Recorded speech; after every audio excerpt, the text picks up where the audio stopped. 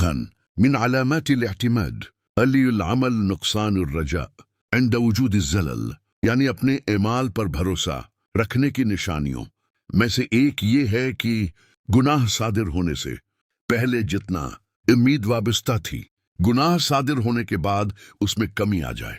راستہ سلیم عارفوں کو اپنے نیک اعمال پر بھروسہ نہیں ہوتا، اور نہ وہ اصول نے احکام قضا و قدر کے متعلق خود کو اس قدر مجبور سمجھ لیا ہے کہ وہ اپنی عبادتوں کے ادا ہونے سے خوش ہیں اور ترک ہو جانے سے غمگین۔ اصولوں نے پوری طور پر خود کو اللہ تعالی کے سپرد کر دیا ہے۔ اب اگر لغزش یا خطا سرزد ہو جانے کی صورت میں جس کسی نے اپنی اللہ تعالی سے امیدوں کو کم کر دیا، تو گویا اس بات کی دلیل ہوتی کہ اس شخص نے اپنے اعمال پر تکیہ کیا ہوا ہے اور باطن کی حقیقت سامنے لوگوں کے لیے مجسم شیطان قریب ہو جاتا ہے۔ کون کہ مسلمان کے لیے خوف اور امید دونوں کے ساتھ ہیں، جن کو اس میں برابر ہونا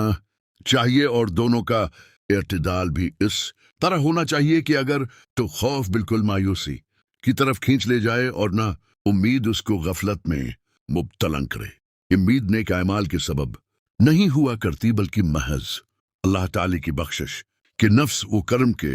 باعث ہوتی ہے، اور جس شخص کی امید گناہ کے سبب سے کم ہو جائے تو اس سے معلوم ہوتا کہ اس کی امید نیک اعمال کے سبب سے تھی کہ عمل کا نقصان امید کے نقصان کا موجب ہوا، اور اس طرح شیطان مردود نے اسلام کا ایک بازو جو خوف رکھتا ہے کمزوری کا انتقام کے سبب سے توڑ ڈالا، اور اسلام کا دوسرا بازو جو امید رکھتا ہے مایوسی کی وجہ سے توڑ ڈالا۔ اللہ تعالی ہمیں اپنے فضل سے شیطان لائن کے مکر و فریب سے بچائے، آمین ثم آمین۔